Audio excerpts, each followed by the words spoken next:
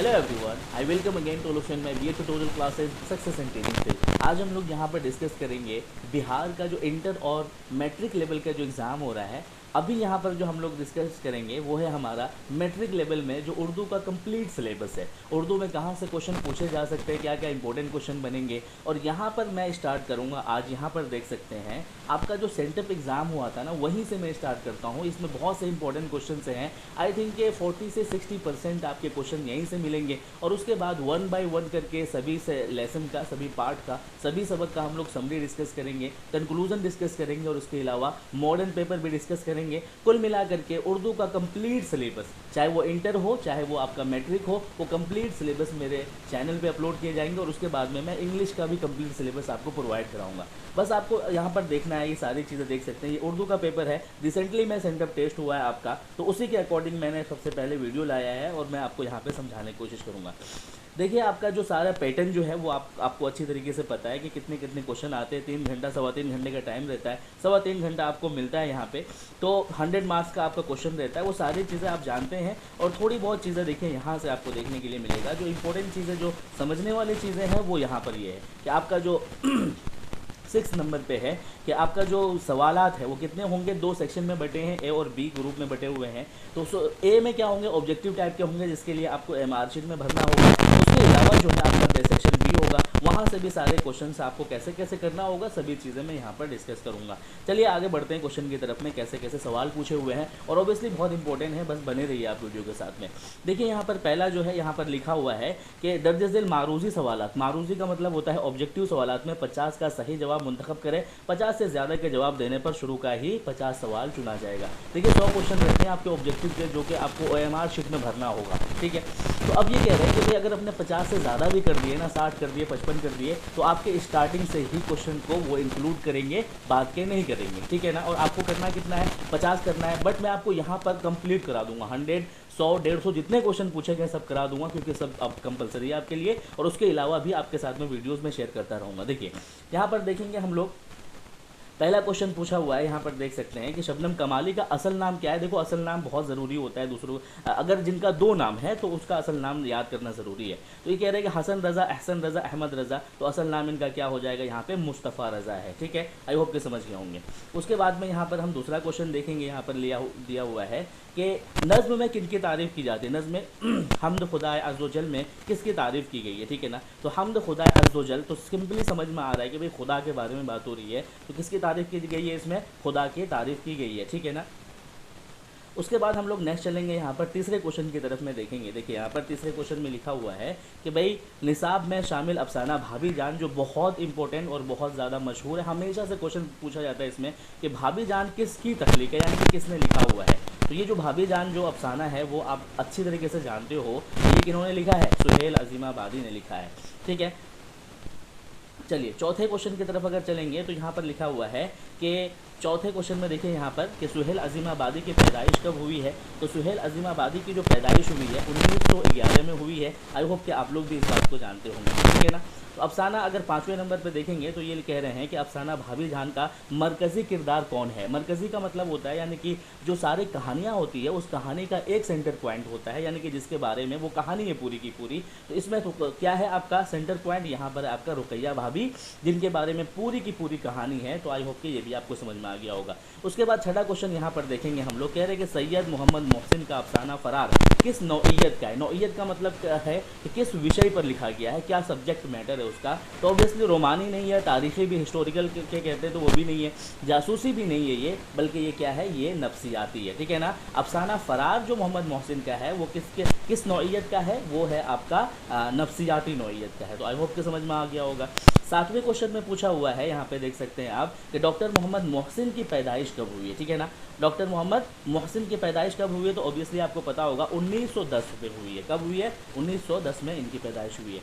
उसके बाद हम 8वां क्वेश्चन देखेंगे कि भाई वालिदैन के इंतकाल के बाद किस्मत ने महमूद को किसके मकान में मुंतकिल कर दिया था। ऑब्वियसली मामू जान के मकान में यहाँ पर मुंतकिल कर दिया था। ठीक है, आगे बढ़ते हैं 9 क्वेश्चन की तरफ में। यहाँ लिखा है कि अफसाना कटी हुई शाख के अफसाना निगार कौन है, यानी कि लेखक कौन है। अफसाना जो कटी शाख है उसके लेखक कौन है, तो यहाँ पर आपको देखने के लिए मिलेगा। देखिए कमर जहाँ जो है, कमर जहाँ इसका राइट आंसर है। इसके लेखक कौन है, कमर जहाँ है।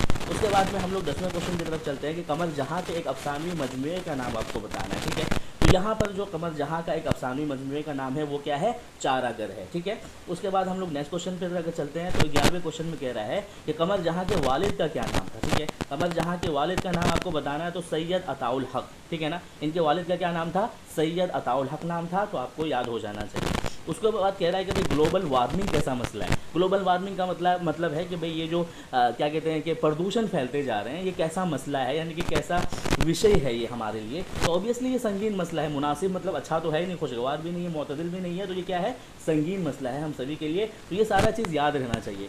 और ये मैं आपको बता दूं, इसका फ़ायदा ये होता है कि अगर आपके पास टाइम नहीं है ना, तो वीडियो चला कर के भी छोड़ दोगे, तो आपके कान में जब ये सब बातें घुसती रहेंगी तो आप बहुत आसानी से कर लेंगे, इसे रटने की भी जरूरत नहीं पड़ेगी। 13 नंबर क्वेश्चन पे लिखा है कि धान के खेतों और गाय भैंस के गोबर से कौन सी गैस बनती है। ये किताब अच्छे से जानते हैं, मैथिन गैस बनती है। इससे कौन सी बनती है, मैथिन गैस बनती है। ठीक है ना, आगे बढ़ते हैं हम लोग। सर सैयद की जो वफ़ात हुई है, देखो पैदाइश और वफ़ात तुमको सबका याद रखना है। तो इनकी जो वफ़ात हुई है वो देख सकते हैं क्या, कितने में हुई है, 1898 में इनकी वफ़ात हुई है। ठीक है ना, नेक्स्ट क्वेश्चन की तरफ बढ़ते हैं। 15वां क्वेश्चन में क्या कहा जा रहा है, कह रहे हैं कि दर्जा झेल में सर सैयद की तसनीफ़ कौन सी है। तसनीफ़ का मतलब क्या है कि उनकी किताब कौन सी है। ठीक है ना, तो उनकी किताब कौन सी है, उनकी किताब है असबाब बगावत हिंदूत की किताब है। ठीक है, आगे बढ़ते हैं इस क्वेश्चन की तरफ। 16वें क्वेश्चन में कह रहे हैं कि सर सैयद की तरबियत किसकी निगरानी में हुई। तो आपको पता होगा सर सैयद की जो तरबियत हुई है और तालीम जो हुई है वो ज़्यादातर जो हुई है वो वालदा की निगरानी में हुई है। देखिए ए नंबर आपका सही हो जाएगा। ठीक है, नेक्स्ट क्वेश्चन की तरफ बढ़ते हैं कि निगार अजीमाबादी कौन सा अफसाना आपके निसाब में शामिल है। यानी कि निगार जो अजीमाबादी है उनका कौन सा अफसाना आपके निसाब में शामिल है। तो ऑब्वियसली निगार अजीमाबादी का कौन सा अफसाना शामिल है आपके इसमें, ये है आपका बी नंबर का आशियाना। ठीक है ना, देखो यहाँ पर ना आया हुआ है, निगार से ना और आशियाना से ना दोनों जगह आया है, तो आप इस तरह से भी याद रख सकते हो। ठीक है ना, उसके बाद में चलते हैं नेक्स्ट क्वेश्चन की तरफ में। कह रहे हैं कि निगार अजीमाबादी ने किस बादशाह की शायरी की तनकीद की है। बहादुर शाह जफर की इन्होंने तनकीद की थी। ठीक है ना, आई होप कि ये भी आपको समझ में आ गया होगा। नेक्स्ट क्वेश्चन की तरफ बढ़ेंगे तो ये कह रहे हैं कि निगार अजीमाबादी के अफसानों का पहला मजमुआ जो अक्स है, ये भी याद रखना है कि निगार अजीमाबादी का जो पहला मजमुआ है वो कौन सा है, वो अक्स है। अब क्वेश्चन में ये पूछ रहे हैं कि भाई इनका जो मजमुआ अक्स है पहला, वो शाये कब हुआ है। ऑब्वियसली 1990 में हुआ है, आसान डेट है, ये याद रह जाएगा आपको। 20वें नंबर पे है कि लुत्फ़ुर रहमान की पैदाइश किस ज़िला में हुई है। देखो ये पूछ रहे हैं कि किस ज़िला में हुई है, तो आपको पता होगा कि ये छपरा ज़िला में पैदा हुए हैं। सुन के भी आपको हमेशा के लिए याद रह जाएगा। चलिए बढ़ते हैं नेक्स्ट क्वेश्चन की तरफ में। ये कह रहे हैं कि ड्रामा की तकमील के लिए लाजमी उनसुर क्या है। सवाल का मतलब ये है कि भाई ड्रामा कब मुकम्मल माना जाएगा और उसके लिए कौन कौन से इम्पोर्टेंट एलिमेंट है, यानी कि तत्व कौन कौन से इम्पोर्टेंट है। तो सबसे बड़ा जो ड्रामा के लिए तत्व या एलिमेंट कंपलसरी होता है वो होता है ड्रामा के लिए स्टेज। तो अगर स्टेज नहीं होगा तो ड्रामा कंप्लीट नहीं किया जा सकता है। ठीक है ना, आई होप कि समझ में आ गया होगा। रुस्तम और सोहराब जो है ये बहुत ज़बरदस्त ड्रामा है, और ये किन्होंने लिखा है, आगा हशर काश्मीरी ने लिखा है। ये बहुत बड़े ड्रामा निगार है आगा हशर काश्मीरी, तो इन्होंने क्या लिखा है, रुस्तम और सोहराब। तो क्या हो जाएगा, बी नंबर का आगा हशर काश्मीरी। चलते हैं नेक्स्ट क्वेश्चन की तरफ में। कह रहे हैं कि भाई अब्दुल मुगनी ने तकरीबन कितनी किताबें लिखी हैं। ठीक है ना, अब्दुल मुगनी ने ज़्यादातर, देखो जब किताबों के सवाल आते हैं ना तो वो ऐसे ही रहते हैं 20-20 करके। तो यहाँ पर भी इन्होंने कितनी किताबें लिखा है, 20 किताबें इन्होंने लिखा है। ठीक है ना, अब आगे है कि भाई अदब की पहचान जो है वो किस तरह का मजमून है। ठीक है ना, देखो भाई अदब की पहचान कोई समाजी तो हो नहीं सकता, क्योंकि समाज के बारे में बात नहीं होती इसमें। सियासी भी नहीं हो सकता, इस्लाही भी नहीं हो सकता, क्योंकि इस्लाह की तो बात होती नहीं है इसमें। बात होती है तनकीद की, कि भाई अदब किसको कहते हैं, अदब किसको पहचान होती है, अदब की कैसी कैसी बातें होती है, अदब कैसी होनी चाहिए, ये सारी बातें जिसमें होती है। तो उसको इसका जो आंसर हो जाएगा क्या हो जाएगा, तनकीदी। ठीक है ना, आई होप के समझ में आ गया होगा। अब्दुल मुगनी की पैदाइश बिहार के किस ज़िले में हुई है। ठीक है ना, तो अब्दुल मुगनी की पैदाइश, बिहार वाले जो क्वेश्चन होते हैं बहुत पूछे जाते हैं, आप याद कर लेना ये। तो बिहार के किस ज़िले में हुई है, वो हुई है आपका, यहाँ देख सकते हैं औरंगाबाद में इनकी पैदाइश हुई है। नेक्स्ट क्वेश्चन में लिखा है कि भाई भीमराव अंबेडकर की जो पैदाइश है वो कब हुई है। ये क्वेश्चन मैं हर साल देख रहा हूँ और इस बार भी ये क्वेश्चन पूछा जाएगा। तो इनकी पैदाइश है 1891 में हुई है। नेक्स्ट क्वेश्चन में तरफ बढ़ेंगे तो ये कह रहे हैं कि वालदा के इंतकाल के बाद भीमराव की परवरिश किसने की थी। तो ऑब्वियसली इनके खाला ने इनकी परवरिश की थी और बहुत अच्छी तरीके से की थी। ठीक है, किन्होंने की थी, इनकी खाला ने इनकी परवरिश की थी। ठीक है ना, तो आई होप कि ये भी आपको समझ में आ गया होगा। बढ़ते हैं, आर्यभट्ट ने अपना तजर्बा गाह कहाँ कायम किया था। तो वो है आपका तजर्बा गाह जो कायम किया था, ये किया था इन्होंने त्रेग नाम है, आपको ये जगह का भी पता होगा। उसके बाद चलते हैं नेक्स्ट क्वेश्चन की तरफ में। ये कह रहे हैं कि भाई किस साइंसदान ने पहली बार साबित किया कि ज़मीन गोल है, तो ऑब्वियसली ये यही है भाई, आर्यभट्ट है, ठीक है ना। ये तो आप आँख बंद करके इसका आंसर मार दोगे, आर्यभट्ट है। उसके बाद में कह रहे हैं 30 नंबर पे कि ज़मीन के बाशिंदों को कितने तरह के ग्रहण से वास्ता करना पड़ता है। ग्रहण होता है ना, सूर्य ग्रहण और चांद ग्रहण, तो ऑब्वियसली 2 तरह का जो ग्रहण होता है वो 2 तरह का ग्रहण का सामना करना पड़ता है लोगों को।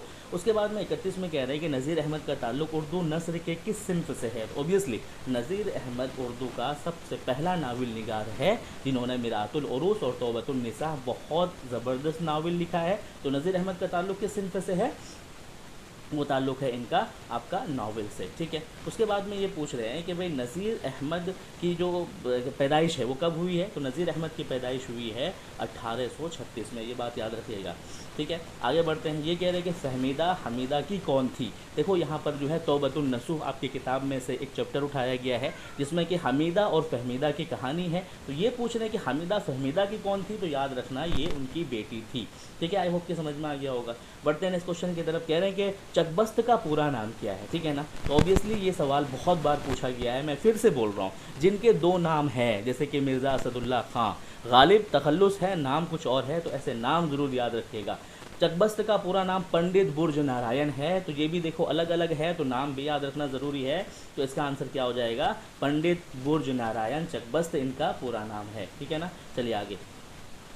35 में कह रहे हैं कि शायरी भी, अब यहाँ पर तुमको क्या करना है, फिलिंग द ब्लैंक करना है। ऑब्वियसली क्या है यहाँ पे, शायरी भी काम है आतिश मुरस्सा साज का, ठीक है। यहाँ पर आंसर क्या हो जाएगा, ए, यानी कि शायरी भी काम है आतिश मुरस्सा साज का, ये शेर है, इसको आपको कंप्लीट करना है। उसके बाद में कह रहे हैं कि भाई चकबस्त ने वकालत का जो इम्तिहान पास किया था ये कब किया था। देखो ये अंदर से क्वेश्चन पूछ रहे हैं तो आपको अंदर से ही पढ़ना ज़रूरी है, और मैं वो सारी प्रिपरेशन आपकी करा दूंगा, ठीक है ना।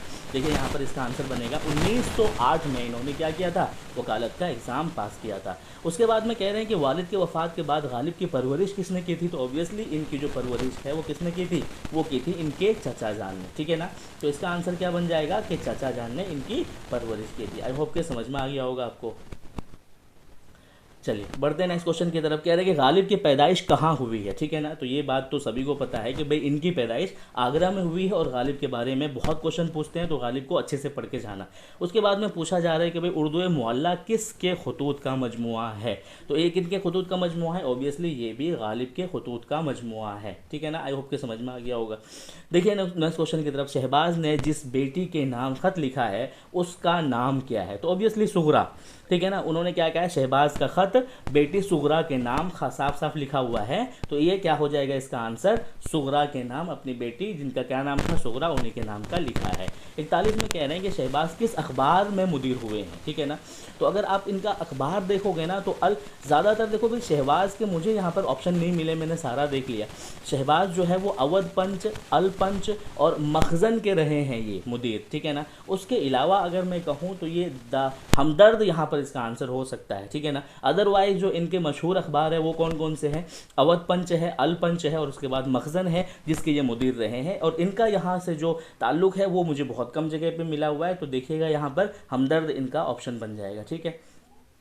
नेक्स्ट क्वेश्चन में कह रहे हैं कि अब्दुल गफूर शहबाज का तखल्लुस क्या था, ठीक है ना। अब्दुल गफूर शहबाज का जो तखल्लुस है, तो ऑब्वियसली शहबाज लास्ट में आ रहा है, तो इनका तखल्लुस क्या हो जाएगा, आपका शहबाज हो जाएगा। आई होप कि समझ में आ गया होगा।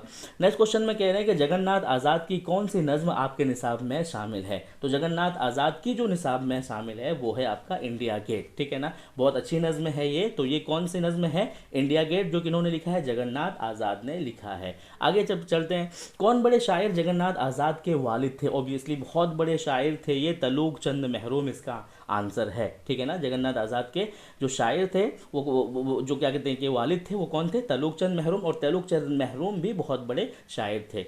उसके बाद में कह रहे हैं कि भाई मेहदी अफादी का असल नाम क्या है। मैंने फिर से बोल रहा हूँ, जिनके दो दो नाम है, ठीक है ना, उनको याद करना बहुत ज़रूरी है। तो इनका जो असल नाम था वो था आपका मेहदी हसन, जिसको क्या बोलते थे, मेहदी अफादी बोलते थे, लेकिन इनका असल नाम क्या है, मेहदी हसन, ठीक है ना। आई होप के समझ में आ गया होगा। मेहदी अफादी की पैदाइश कहाँ हुई है, ठीक है। तो मेहदी अफादी जो पैदा हुए हैं वो पैदा हुए हैं गोरखपुर में, ठीक है, आई होप कि याद रहेगा आपको, और याद रहना भी चाहिए, बहुत ऐसे सवाल पूछे जाते हैं।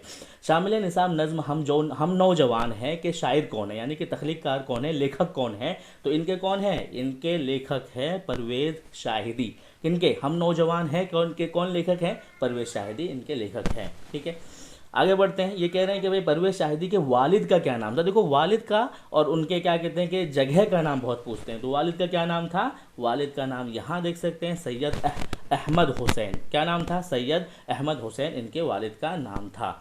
ठीक है, आगे बढ़ते हैं। कह रहे हैं कि बेदी की पैदाइश कब हुई है। इनका पूरा नाम है राजेंद्र सिंह बेदी और ये बहुत बड़े अफसाना निगार है और इनकी पैदाइश हुई है 1915 में। ठीक है ना, 1915 में इनकी एक पैदाइश हुई है। चलिए आगे बढ़ते हैं इस क्वेश्चन की तरफ। शामिल निसाब इंटरव्यू में किसका इंटरव्यू लिया गया है, तो इसमें इंटरव्यू लिया गया है ऑब्वियसली बेदी जी का, और लिया किसने है, इस्मत चुगताई ने लिया है। ठीक है, आई होप कि समझ में आ गया होगा। चलिए नेक्स्ट क्वेश्चन की तरफ। देखो अब ये आ गया है ग्रामर का पोर्शन, ठीक है ना, यानी कि कवायद का पोर्शन। तो कवायद भी मैं आपको बहुत अच्छे से कराने वाला हूँ, डरने की कोई बात नहीं है। खुर्शीद के कह रहे हैं कि सही माने क्या होते हैं, तो खुर्शीद के जो सही माने होते हैं वो होते हैं सूरज। ठीक है, आई होप कि याद कर लेंगे आप इस सबको।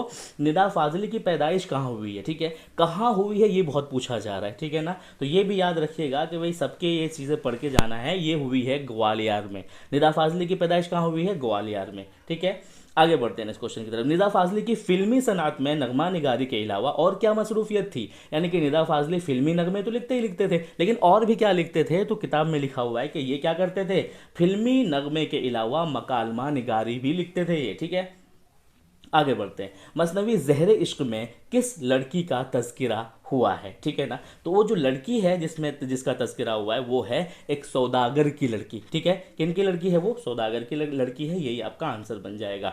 बढ़ते हैं इस क्वेश्चन की तरफ। ये कह रहे हैं कि नज़्म जो आपके किताब में खड़ा डिनर के नाम से है उसके शायर कौन है। ठीक है ना, तो नज़्म जो खड़ा डिनर है वो किसने लिखा है, सैयद मोहम्मद जाफरी ने लिखा है। ठीक है, तो ये भी आप समझ गए होंगे। उसके बाद है जंग शहादत और बैन किस सिन्फ शायरी का हिस्सा है, तो ऑब्वियसली ये किसमें है, चेहरा सरापा, आमद, जंग, शहादत, बैन, ये सब किसमें है, ये है आपका मरसिया में। ठीक है, याद कर लेंगे आप अच्छी तरीके से। बुकाउली का महबूब कौन था, तो ऑब्वियसली बुकाउली का जो महबूब है वो है इनका ताजुल मुलूक। यहाँ पर इसका आंसर हो जाएगा ए नंबर का ताजुल मुलूक। बुकाउली का कौन है, आशिक है।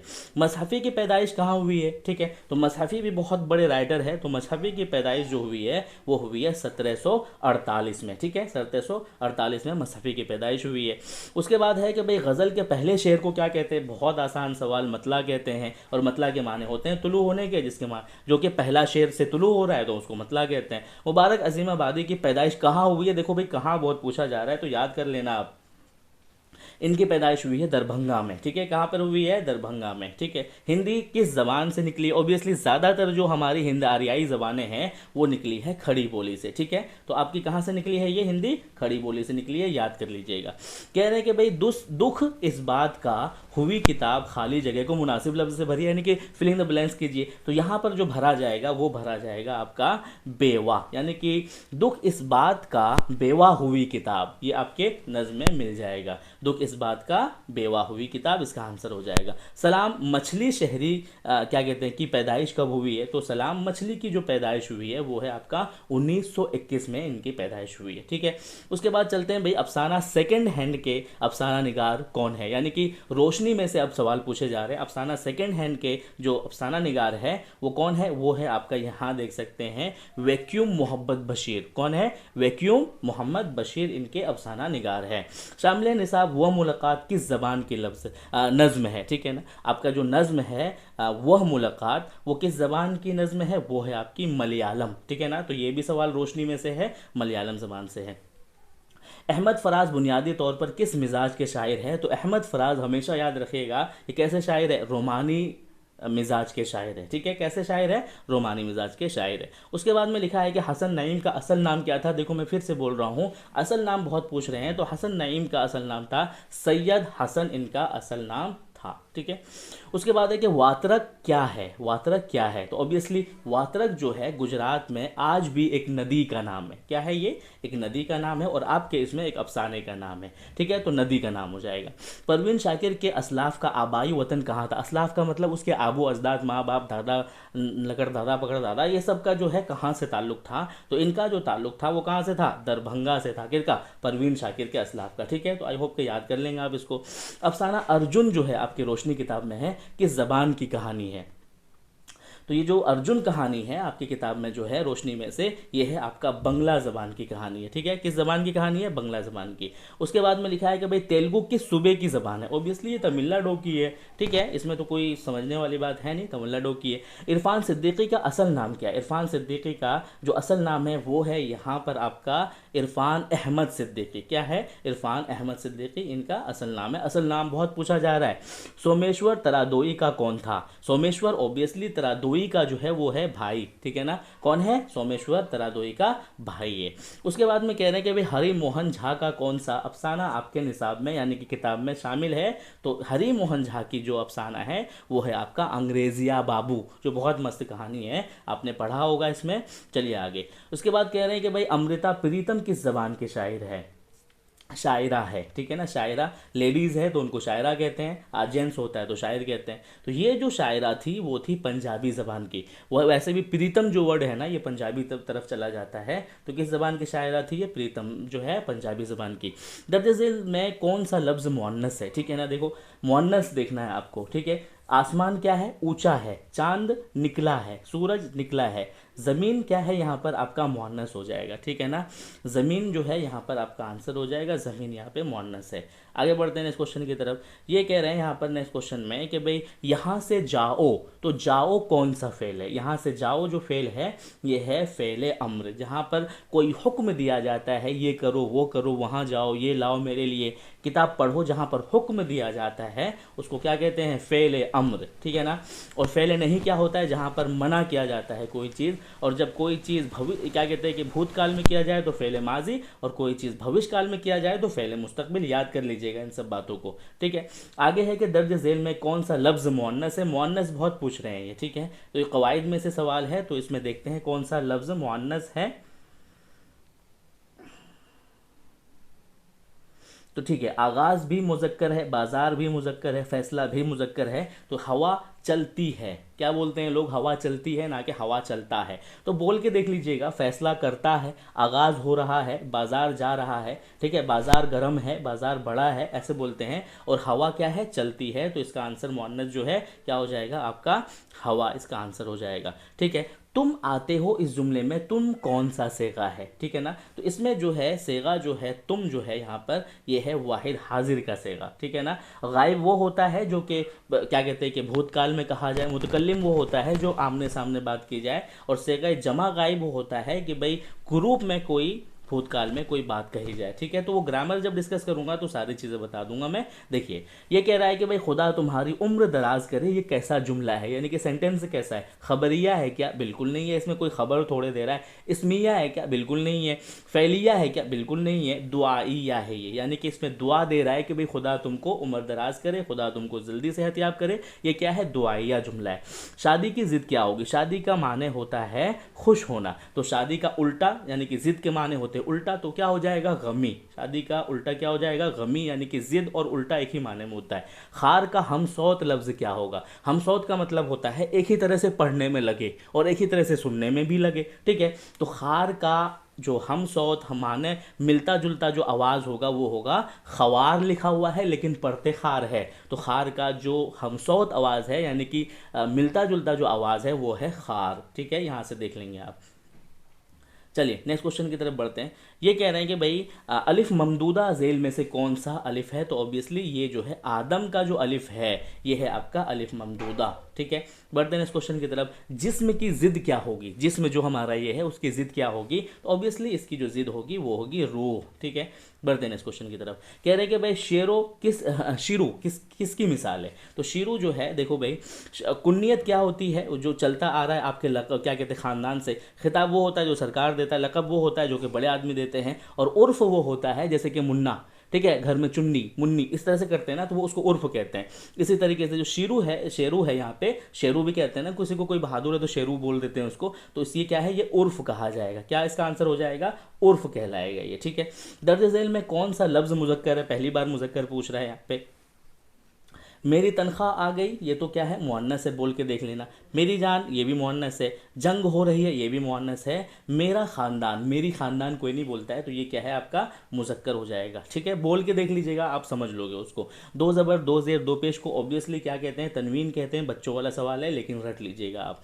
झेल में इसमें आला की निशानदेही कीजिए। देखिए इसमें आला को आपको पहचानना है, ये कवायद ही चल रहा है इतनी देर से। तो पटना क्या है, इसमें ज़र्फ़ है, घर भी इसमें ज़र्फ़ है, इसमें मकान है और पानी भी नहीं है यहाँ पे। इसका आंसर सटीक क्या हो जाएगा, आंसर यहाँ पर खुरपी जो है ऐसे ऐसे करके घास जो जिससे छीलते हैं उसको क्या कहेंगे, इसमें आला। आला का कोई चीज़ माने में, यानी कि टूल्स का मतलब होता है आला। आगे बढ़ते हैं। उर्दू कवायद के कितने हिस्से हैं, तो उर्दू कवायद के जो हिस्से होते हैं देखो यहाँ पर 5 है। कुछ लोग इसको 2 भी कहते हैं। 2 कौन कौन सा, इल्म सर्फ, इल्म नौ, लेकिन यहाँ पर 2 का ऑप्शन ही नहीं है। लेकिन एक्चुअल में जो इसका जो क्या कहते हैं उर्दू कवायद का हिस्सा होता है वो होता है 5, जिसमें से कौन कौन, इल्म सर्फ है, इल्म नौ है, लुगत है, ठीक है। इस तरीके से जो है 5 होते हैं, ठीक है। बढ़ते हैं नेक्स्ट क्वेश्चन की तरफ। दर्ज झेल में साबिका की निशानदेही कीजिए। एक होता है साबिका, एक होता है लाहिका, जिसे क्या बोलते हैं इंग्लिश में, प्रेफिक्स सफिक्स बोलते हैं। तो साबिका का मतलब होता है जो पहले जोड़ के बनाया जा रहा है। यहाँ पर देखेंगे आप, ये जो वर्ड था यहाँ पर था हया, लेकिन यहाँ पर बे लगा करके बेहया जोड़ करके यहाँ पर बेहया बनाया गया, जिसका जो यहाँ पर बे है वो है साबिका। तो आंसर क्या हो जाएगा, ए में जो है बेहया, ये इसका साबिका हो जाएगा, ठीक है। आगे चलेंगे। ये कह रहे हैं कि बनावट के एतबार से इसम की कितनी किस्में होती है। बनावट के एतबार से इसम की कितनी किस्में होती है, 3 होती है। कौन कौन सी, जामिद, मजदर, मुश्तक। कितनी किस्में होती है, बनावट के एतबार से 3 किस्में होती है। कौन कौन सी, जामिद, मजदर, मुश्तक। आगे बढ़ते हैं। कह रहे हैं कि इसम के बदले इस्तेमाल होने वाले लफ्ज़ को क्या कहते हैं, तो इसम की जगह पर या इसम के बदले में कोई लफ्ज़ जो आता है उसको हम क्या कहते हैं, ज़मीर कहते हैं। आगे बढ़ते हैं। कह रहे हैं कि हसरत का मुतरादिफ क्या होगा। मुतरादिफ का मतलब होता है पर्यायवाची, यानी कि मिलता जुलता वर्ड क्या होगा। तो हसरत का जो मुतरादिफ वर्ड होगा वो होगा मायूसी, क्योंकि हसरत का मतलब होता है मायूस हो जाना, ठीक है। आगे बढ़ते हैं। ये कह रहे हैं कि दर्ज झेल में लाहिका की निशानदेही कीजिए। साबिका तो अभी हम लोगों ने किया था, ठीक है ना। अब लाहिका की निशानदेही करना है। देखिए यहाँ पर जो है चरा है, गाह लगा करके चरागाह, ठीक है। तो यहाँ इसका आंसर क्या हो जाएगा, चरागाह, ठीक है। इसका आंसर हो जाएगा, यहाँ पर जो गाह है वो है आपका लाहिका, जो बाद में आया है। तुम्हारी टोपी कहाँ है, ये किस तरह का जुमला है। तो ये जो तुम्हारी टोपी कहाँ है, ये जो जुमला है खबरिया भी नहीं है, बयानिया भी नहीं है, इंशाइया भी नहीं है, बल्कि ये क्या है, ये है आपका सवालिया, जिसमें कि सवाल पूछ रहा है कि भैया तुम्हारी टोपी कहाँ है। सफ़र का हमसौत कौन सा वर्ड हो जाएगा, तो ऑब्वियसली यहाँ पर हम सौत यानी कि एक ही आवाज़ में मिलता जुलता वर्ड होना चाहिए, तो ये है सफ़र। एक सीन से सफ़र, एक स्वाद से सफ़र, तो हम सौत मिलता जुलता आवाज़ में कौन सा वर्ड है, यहाँ पर स्वाद से सफ़र है, ठीक है। आगे बढ़ते हैं। कह रहे हैं कि भाई जाहिद कल पटना आएगा। जाहिद जो है कल पटना आएगा, ये क्या कह रहा है, इसमें क्या है, आएगा। गागी गे जहाँ पर आएगा उसको बोलेंगे फ़ेल मुस्तकबिल। जहाँ पर गागी गे आएगा उसको क्या बोलेंगे, फ़ेल मुस्तकबिल।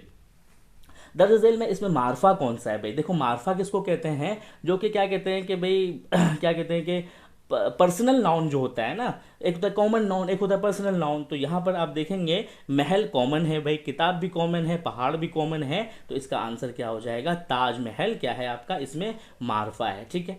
आगे बढ़ते हैं। यहाँ पे दर्ज झेल में इसमें मुसग्गर कौन है। देखो मुसग्गर जो है लास्ट में हे मिला करके उसको बनाया जाता है। जैसे जैसे बाग है ना, बाग से जो बागीचा बनाया है यही इसका इसमें मुसग्गर है, यानी कि सबसे छोटा, ठीक है ना। तो हा मिला करके उसको बनाते हैं, ये बात याद रखिएगा। दर्ज झेल में तखल्लुस की निशानदेही कीजिए। ऑब्वियसली यहाँ पर जो लड्डू है, यहाँ पर लड्डू जो क्या है, ये क्या है, ये उर्फियत है। खान बहादुर यहाँ पर लक़ब है। अबू बकर जो ख़ानदानी कुन्नियत है, लेकिन यहाँ पर जो गालिब है ये क्या है आपका तखल्लुस, क्योंकि गालिब का नाम क्या है, असदुल्ला खान, और गालिब जो है इनका तखल्लुस है। आई होप के याद रखेंगे आप इन बातों को। अब जो है हमारा सेक्शन सेकंड शुरू हो जाता है, यानी कि सेक्शन बी शुरू होता है। यहाँ से 100 नंबर के 100 नंबर मैंने कंप्लीट करा दिए, और मैं लिख के देता हूँ कि 60% क्वेश्चन यहीं से पूछे जाएंगे, और इसी तरीके के मॉडल पेपर मैं आपको आपको प्रोवाइड कराता रहूँगा। ठीक है, तो यहाँ पर देखते हैं भाई अब कैसे कैसे क्वेश्चन पूछ रहे हैं। कह रहे हैं कि दर्ज झेल में उन्माद में से किसी पर क्या क्या करना है, आपको जुमले लिखना है। ठीक है ना, किसी एक पर आपको जुमले लिखना है। तो देखो भाई यहाँ पर जितने भी जुमले हैं ना, इस तरह के क्वेश्चन सर सैयद अहमद खां के बारे में लिखना है, सर्दी का मौसम, हमारा मुल्क, ग्लोबल वार्मिंग, अखबार बीनी, ऐसे क्वेश्चन जो है ना मैं आपको एक ही बार में सारे के सारे करवा दूंगा, थोड़े लिखवा करके एग्जाम्पल देके करवा दूंगा। तो अभी आप याद रखिएगा, देखो अपने भाई को खत लिखना है, अपनी तबीयत खराब थी तो आपको प्रिंसिपल को खत लिखना है, ऐसे भी क्वेश्चन मैं आपको सारे करवा दूंगा एक ही जगह पर लिख करके उसका एग्जाम्पल के साथ में।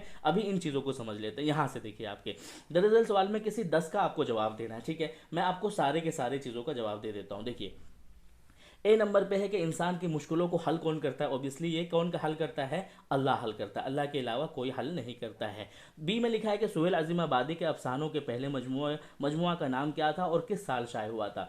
सुहेल अजीम आबादी का पहला अफसाना है चारागर, और कब शाये हुआ था, ये 1934 में शाये हुआ था। डॉक्टर मोहम्मद मोहसिन किस मौजू पर महारत रखते थे, यानी कि किस विषय पर वो महारत रखते थे, तो नफ्सियात पर बहुत महारत रखते थे। डी में कह रहे हैं कि कमर जहां की पैदाइशी ताल्लुक सूबे बिहार के किस जिला से है, तो कमर जहां जो पैदा हुए बिहार में, वो पैदा हुए हैं समस्तीपुर में। निगार अजीम का असल नाम क्या है, मलिका मेहर निगार है नाम। जमीन सभी जानदारों के लिए मुनासिब है या गैर मुनासिब, ऑब्वियसली सभी जानदारों के लिए जमीन मुनासिब है, बस लोग लड़ते हैं अपने ज्यादा पाने के लिए। सर सैयद की वालदा का नाम क्या था, अजीजुन निसा इनकी वालदा का नाम था, वालदा मतलब माँ। उसके बाद है डॉक्टर अब्दुल मुगनी कब और कहाँ पैदा हुए थे, दो सवाल है, कब और कहाँ, तो 1934 में औरंगाबाद में पैदा हुए थे डॉक्टर अब्दुल मुगनी।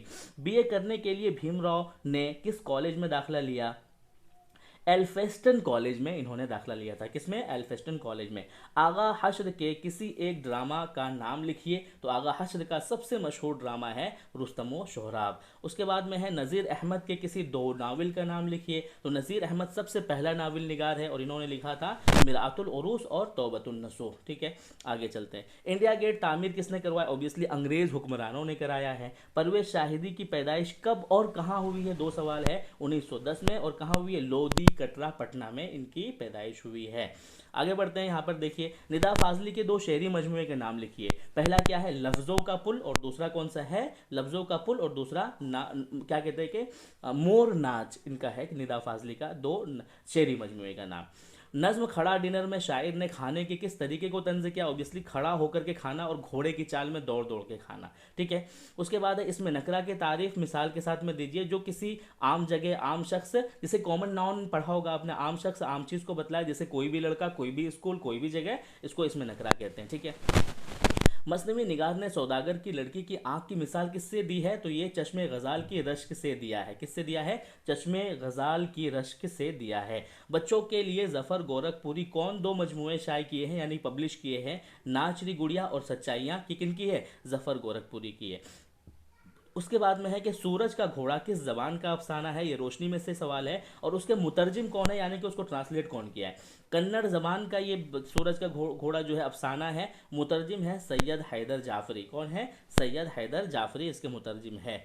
ठीक है, उसके बाद में है कि भाई तरादोई कहाँ रहती थी, ऑब्वियसली वातरक नदी के किनारे रहती थी। दर्ज झेल सवालों में से किसी तीन का जवाब दीजिए, बट मैंने सारे का जवाब दे दिया। देखिए हमद और नात में फ़र्क यही है, हमद में अल्लाह की तारीफ और नात में नबी की तारीफ की जाती है। अफसाना भाभी जान का जो सबसे ज़्यादा मुतासिर करने वाला जो किरदार है यानी करेक्टर है, वो है आपका रुकैया भाभी।